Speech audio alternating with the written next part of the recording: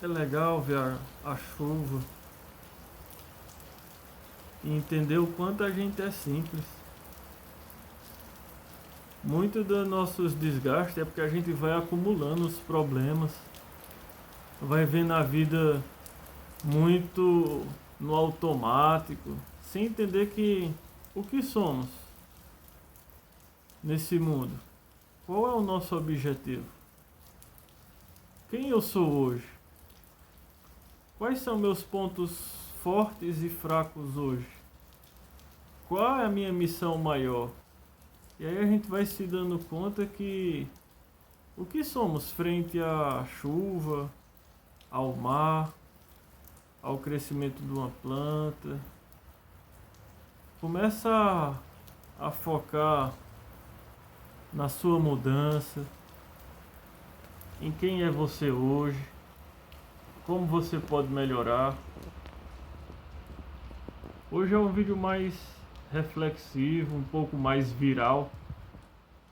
Tenta não se desgastar, meu amigo e minha amiga, com essas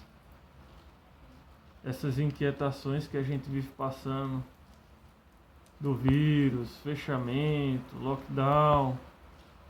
Tenta fortalecer sua mente para que você não sofra de ansiedade, não permita que a depressão adentre no teu lar. Vai se fortalecendo, vai começando a se perceber que você é capaz, você é forte. Toma cuidado, se preserva, preserva a tua família. Tenta não se desgastar. Tenta manter esse contato mais leve, contato com a natureza. Não deixa a mídia te desgastar.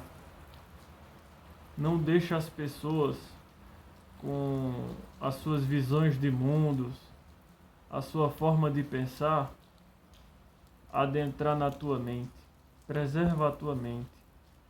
Tira esse tempo para refletir, para aprimorar teus conhecimentos, tuas habilidades. Se torna mais criativo.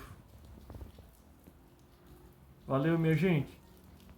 Não se esqueçam de deixar o seu like, se inscrever no canal, apertar o sininho. Espero sempre que esse canal Ferramentas PC esteja ajudando vocês, clarificando algumas ferramentas e melhorando o conhecimento.